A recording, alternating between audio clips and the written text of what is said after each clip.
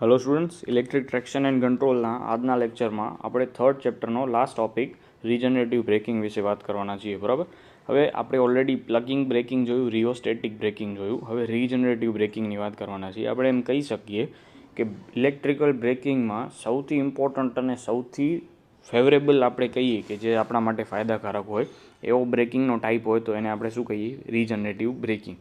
બરાબર છે. હવે જ્યારે આપણે રીજનરેટિવ બ્રેકિંગ છે એને ડીસી મોટરને આપીએ છીએ. બરાબર, જ્યારે ડીસી મોટરને લાગુ કરવામાં આવે છે તો શું થાય છે? તો આપણી જે મોટર છે એ એઝ એ જનરેટર કામ કરે છે. બરાબર, કેનો તરીકે? જનરેટર. અને જે આપણું જનરેટર છે તો આપણને ખબર જ છે કે જનરેટર મિકેનિકલ ઇનપુટ લેશે ને ઇલેક્ટ્રિકલ આઉટપુટ આપશે. તો જે ઇલેક્ટ્રિકલ આઉટપુટ હશે એ સપ્લાય લાઇનમાં આપણે એને પાછો ફીડ કરીએ છીએ, લાઇનમાં પાછું ફીડ કરીએ છીએ. બરાબર, એટલે કે રિવર્સ. પહેલાં મોટર તરીકે વર્ક કરતું હતું તો આપણે શું કરતા હતા? તો કે ઇલેક્ટ્રિકલ એનર્જી લેતા હતા અને એને શેમાં? મિકેનિકલ એનર્જીમાં કન્વર્ટ કરતા હતા. પણ જેવી આપણે રીજનરેટિવ બ્રેક્સ એપ્લાય કરી તો હવે આપણો મોટર છે એ જનરેટર તરીકે વર્ક કરશે, એટલે મિકેનિકલ ઇનપુટ લેશે અને શું આઉટપુટ આપશે? ઇલેક્ટ્રિકલ આઉટપુટ આપશે. બરાબર, તો આ રીતે વર્ક કરે છે આપણું રીજનરેટિવ બ્રેકિંગ. પણ રીજનરેટિવ બ્રેકિંગ વખતે એક વસ્તુ ધ્યાનમાં એ રાખવાની છે કે આપણું જે એક્સાઇટેશન છે ફિલ્ડનું એની કિંમત એટલી રાખવાની છે કે જેથી કરીને જે આપણું ઈએમએફ પ્રોડ્યુસ થાય છે, એટલે કે ઉત્પન્ન થાય છે, બરાબર, એ શું છે? તો કે લાઇનમાં પાછું મોકલવાનું છે તો આપણા સપ્લાય વોલ્ટેજ કરતાં એની વેલ્યુ કેવી? વધારે હોવી જોઈએ. બરાબર, હવે શું થાય? તો કે આપણને રીજનરેટિવ બ્રેકિંગમાં મોટર આપણે જનરેટર તરીકે વર્ક કરે છે તો આપણે મિકેનિકલ ઇનપુટ ક્યાંથી આવશે? તો આપણી ટ્રેન છે એ ઓલરેડી સ્પીડમાં, એટલે કે મોશનમાં તો છે જ, ગતિ તો કરે જ છે, તેની અંદર કાઇનેટિક એનર્જી હશે. બરાબર, તો એ જ કાઇનેટિક એનર્જીને આપણે શેમાં ફેરવવાની છે? તો કે ઇલેક્ટ્રિકલ એનર્જીમાં કન્વર્ટ કરવાની છે. અને એ જે ઇલેક્ટ્રિકલ એનર્જી જનરેટ થશે એને આપણે લાઇનમાં પાછી ફીડ કરી દઈશું. બરાબર, તો આ પદ્ધતિમાં ફક્ત એ જ ફાયદો છે કે જે કાર્યશક્તિ ઉત્પન્ન આપણી પહેલાં વેસ્ટ જતી હતી, બરાબર, બ્રેકિંગ વખતે જે એનર્જી લોસ્ટ થતી હતી એ આપણે પાછી લાઇનને ફીડ કરીએ છીએ. બરાબર છે. પછી બીજો ફાયદા શું છે? તો કે આના કારણે આપણા જે બ્રેક્સ ઉપરના જે બ્રેક શૂ હશે ને એનો ઘસારો કેવો થઈ જશે? ઓછો થઈ જશે. બરાબર, એટલે એનું મેન્ટેનન્સ કોસ્ટ પણ કેવું થઈ જશે? ઓછો.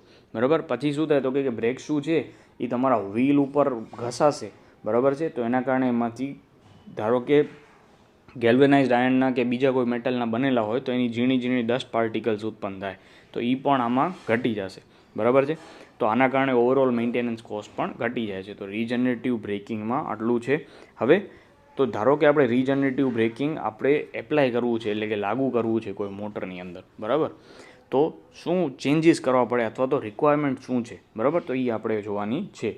તો શું થાય? તો કે જ્યારે આપણે રીજનરેટિવ બ્રેકિંગમાં જનરલ ટ્રેક્શન મોટરમાં ઉત્પાદિત થતો ઈએમએફ સપ્લાય વોલ્ટેજ કરતાં વધુ હોવો જોઈએ. મેં તમને કીધું એ પ્રમાણે આગળ વાત કરી કે આપણો જે ફિલ્ડનો એક્સાઇટેશન છે એ આપણે કેવો રાખશું? તો કે જેથી કરીને જે આપણો ઈએમએફ ઉત્પન્ન થશે એ સપ્લાય વોલ્ટેજ કરતાં કેવો હોવો જોઈએ? વધુ હશે.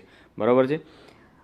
ભલે પછી આપણે બ્રેકિંગ ટોર્કમાં કે સ્પીડમાં ગમે એટલો ફેરફાર થાય પણ જો આપણો ઈએમએફ વોલ્ટેજ સપ્લાય વોલ્ટેજ કરતાં ઓછો હશે તો આપણે લાઇનમાં આપણો જે જનરેટેડ ઈએમએફ છે એ ફીડ જ કરી શકશું નહીં. બરાબર, તો આ વસ્તુ યાદ રાખવાની છે કે આપણો જનરેટેડ ઈએમએફ છે, બરાબર, એ આપણો સપ્લાય વોલ્ટેજ કરતાં કેવો હોવો જોઈએ? વધારે. બરાબર છે, સપ્લાય વોલ્ટેજ કરતાં કેવો હોવો જોઈએ? વધારે. આ પહેલો પોઈન્ટ થયો. પછી ડીસી સિરીઝ મોટર છે એની અંદર આપણે રીજનરેટિવ બ્રેકિંગ હોય તો એમાં આપણે આર્મેચરની કરંટની દિશા તો શું થશે? ઉલટાશે. બરાબર છે, પણ એક સાઈડ આપણે એક્સાઇટેશન છે ફિલ્ડનું એ તો એમને એમ રાખીએ તો શું થાય? શોર્ટ સર્કિટ થઈ શકે. એટલે આપણે એક્સાઇટેશન છે ફિલ્ડના એના પણ આપણે દિશા ઉલટાવી, એટલે કે એના કનેક્શન્સ રિવર્સ કરવા પડશે. બરાબર, તો આ રીતે આ 2 પોઈન્ટ જોયા. હવે આગળ જઈએ તો આપણે રીજનરેટિવ બ્રેકિંગમાં થોડા ઘણા ફેરફાર કરવા પડે છે, ડીસી સિરીઝ મોટર કે ગમે તે મોટર હોય તો એ ફેરફાર માટે બીજા, એનો મતલબ શું થયો કે બીજા ઇક્વિપમેન્ટ્સ આપણે અંદર નાખવા પડે છે. તો એ ઇક્વિપમેન્ટ્સની સ્પીડ ટોર્ક કેરેક્ટરિસ્ટિક્સ છે એ કેવી હોવી જોઈએ? તો જેથી કરીને આપણી મેકેનિકલ સ્ટેબિલિટી જળવાઈ રહી. બરાબર, યાંત્રિક સ્થિરતા જળવાઈ રહી. એમાં કોઈ પણ જાતનો બહુ વધારે વાઇબ્રેશન્સ ના આવવા જોઈએ. બરાબર, તો એ વાઇબ્રેશન્સ આવતા હોય તો એ સહન કરી શકતું હોવું જોઈએ, એવી રીતે હોવું જોઈએ. પછી જે આપણે ઇક્વિપમેન્ટ્સ વાપરીએ છીએ એની ઇલેક્ટ્રિકલ કેરેક્ટરિસ્ટિક્સ પણ એવી હોવી જોઈએ કે જેથી કરીને શું કહેવાય, આપણી મેકેનિકલ સ્ટેબિલિટી આગળ જેમ સચવાતી રહેતી હતી સ્ટેબલ, એમ ઇલેક્ટ્રિકલ સ્ટેબિલિટી પણ જળવાઈ રહે. આ રીતે 2 પોઈન્ટ થયા, એક મેકેનિકલ સ્ટેબિલિટી અને ઇલેક્ટ્રિકલ સ્ટેબિલિટી. બરાબર. હવે સપ્લાય પદ્ધતિ એટલે કે આપણી જે સિસ્ટમ છે કે જેની અંદર શું કરીએ છીએ, સબસ્ટેશન, ફીડર. બરાબર. એમાં શું થાય તો કે આપણે આની અંદર આપણો જે જનરેટેડ EMF છે એને આપણે લાઇનમાં પાછો ફીડ કરવાનો છે. બરાબર. તો શું થાય તો કે કાર્યશક્તિ છે એ વહેણ પ્રાઇમરી બાજુ સુધી પહોંચે, એટલે કે આપણો જે ફીડ કરેલો પાવર છે એ એટલીસ્ટ જનરેટિંગ સ્ટેશન સુધી અથવા તો સબસ્ટેશન સુધી પહોંચવો જોઈએ. બરાબર. પછી શું છે તો કે જ્યારે આપણે રીજનરેટિવ બ્રેકિંગ એપ્લાય કરીએ છીએ ત્યારે દર કલાકે એટલે કે 16 km/h નીચેની ગતિ સુધી જ લાગુ કરી શકાય છે. બરાબર. રીજનરેટિવ બ્રેકિંગ નહીંતર પછી આપણા માટે એડવાઇઝેબલ નથી. પછી ત્યારબાદ જ્યારે સ્પીડ છે એ 6.5 km સુધી આવી જાય, બરાબર, પર અવર, તો આપણે શું એપ્લાય કરશું હવે, રિયોસ્ટેટિક બ્રેકિંગ. અને પછી એનાથી પણ સ્પીડ ઘટીને આપણે ટ્રેનને નિશ્ચિત જગ્યાએ ઊભી રાખવી હોય તો મેકેનિકલ બ્રેક્સ એપ્લાય કરવા પડે છે, એટલે કે યાંત્રિક બ્રેક લગાવીને ટ્રેનને ચાલતી બંધ કરવામાં આવે છે. બરાબર. તો આ રીતે આપણે રિક્વાયરમેન્ટ જોઈ. હવે આપણે શું જોવાનું છે તો કે રીજનરેટિવ બ્રેકિંગ છે એના ફાયદા અને ગેરફાયદા. બરાબર. એક્ઝામમાં મોસ્ટલી તમને રીજનરેટિવ બ્રેકિંગના ફાયદા અને ગેરફાયદા પૂછાય છે. બરાબર. તો આપણે એક એક પોઈન્ટ ધીમે ધીમે જોતા જઈએ. હવે આ પ્રકારની ઇલેક્ટ્રિક બ્રેકિંગમાં વિદ્યુત કાર્યશક્તિનો વપરાશમાં બચત થાય છે, એટલે કે આપણે એનર્જી સેવ કરીએ છીએ. જનરલી આપણે રિયોસ્ટેટિક બ્રેકિંગમાં શું જોયું હતું તો કે જે એનર્જી છે ઉત્પન્ન થતી હોય બ્રેકિંગ વખતે, જે હોય કાઇનેટિક એનર્જી, એ હીટમાં વેસ્ટ જાય છે, જે આ કેસમાં એવું થતું નથી. પછી બ્રેક શું છે એમાં ઘસારો શું થાય છે, ઘટી જાય છે. બરાબર. પછી ડ્રાઇવિંગ વ્હીલ પર થતો ઘટાડો પણ શું થાય છે, ઘટી જાય છે. તો આપણો મેન્ટેનન્સ કોસ્ટ ઓટોમેટિકલી શું થઈ જશે, ઓછો થઈ જશે. બરાબર. પછી શું થાય તો આગળ મેં વાત કરી હતી એ પ્રમાણે કે રીજનરેટિવ બ્રેકિંગ છે એની અંદર જે આપણા લોખંડના પૈડા છે એના ઉપર શું થશે, બ્રેક શૂ લાગેલા હોય. જેવો બ્રેક મારો એટલે બ્રેક શૂ શું થશે, વ્હીલ સાથે ઘસાશે. બરાબર. અને ઘસાશે તો એમાંથી શું થાય તો કે જે આપણા વ્હીલના અને બ્રેક શૂના જે થોડા રચકણ હશે એ ઉત્પન્ન થશે. બરાબર.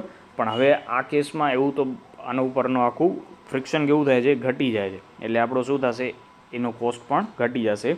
પછી બેરિંગ છે, એટલે કે બેરિંગ આપણા વ્હીલના જે બેરિંગ છે એની લાઈફ પણ શું થશે, વધી જાય છે. બરાબર છે.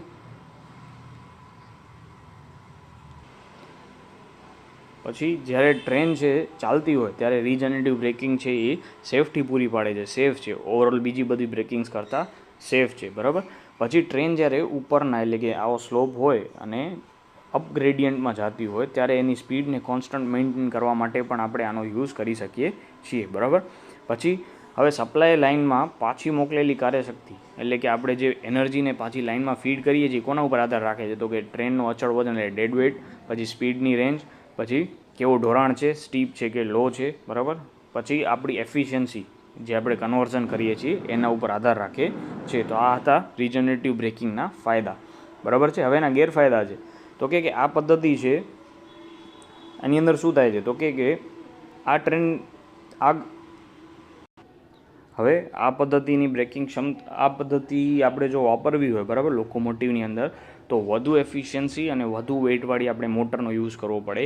હવે આપણે ઓટોમેટિકલી ખ્યાલ આવે કે જો આપણે વધારે વેઇટવાળી મોટરનો યુઝ કરીએ છીએ, બરાબર, તો ઓટોમેટિકલી આપણી ટ્રેનનું ઓવરઓલ વેઇટ છે એ પણ કેવું થશે, વધી જશે. બરાબર છે.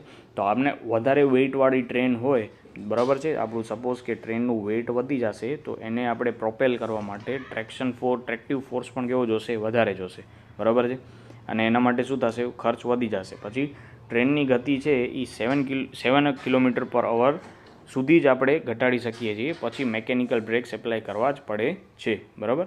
એટલે શું થાય તો કે એક સ્પેસિફિક પોઈન્ટ કે અમુક અંતર પછી જ આપણી ટ્રેન સ્થિર થશે, એટલે કે ગતિ બંધ કરશે. બરાબર છે. હવે શું થાય તો કે આપણે જે રીજનરેટિવ બ્રેકિંગની અંદર વધારાની એનર્જી એટલે કે વધારાનો વોલ્ટેજ કે EMF આપણે લાઇનને પાછો ફીડ કરીએ છીએ. બરાબર છે. તો આવી એક આખી અરેન્જમેન્ટ કરવા માટે આપણી જે અત્યારની સિસ્ટમ છે એમાં થોડા ઘણા ફેરફાર કરવા પડે છે. તો એના માટે એડિશનલ ઇક્વિપમેન્ટ્સ જોશે, સાધન સામગ્રી જોશે. બરાબર. તો એ સાધન સામગ્રી આપણે લઈએ તો એનો કોસ્ટ પણ શું થઈ જશે, વધી જશે.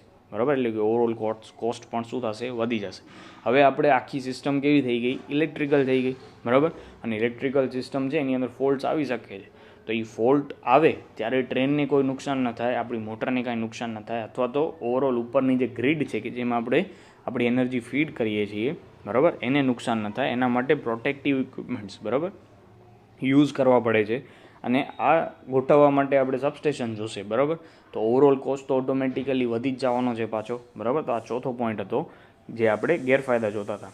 હવે લાસ્ટમાં આ પદ્ધતિ છે એ ટ્રોલી છે, ટ્રામવે છે, એ બધાની અંદર વાપરી શકાતી નથી. શું કામ? તો કે આપણે ટ્રોલી ને ટ્રામવેસ છે એ શોર્ટ ડિસ્ટન્સ માટે યુઝ કરીએ છીએ, બરાબર.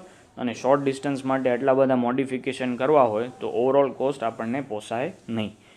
પછી આ રિજનરેટિવ બ્રેકિંગ મોસ્ટલી ક્યાં વપરાય? તો કે જ્યાં ડુંગરાળ પ્રદેશ હોય ત્યાં જ, બરાબર. શું કામ? તો કે ત્યાં સ્લોપ આવશે, બરાબર, તો ઓટોમેટિકલી કાઇનેટિક એનર્જી નીચે આવશે ત્યારે વધશે, બરાબર. અને એ જ કાઇનેટિક એનર્જીનો આપણે યુઝ કરી અને લાઇનમાં વોલ્ટેજ ફીડ કરી શકીએ છીએ. જ્યારે નોર્મલ પાથ ઉપર એટલું બધું આપણને કાઇનેટિક એનર્જી મળશે નહીં. જ્યારે પણ ડુંગરાળ પ્રદેશમાં આપણે ડાઉન ગ્રેડિયન્ટ એટલે કે એવી રીતે નીચે આવતા હોઈએ ત્યારે આપણને કાઇનેટિક એનર્જી ખાસા એવા પ્રમાણમાં મળશે અને આપણે એને શું કરી શકશું? કન્વર્ટ કરી શકશું, બરાબર.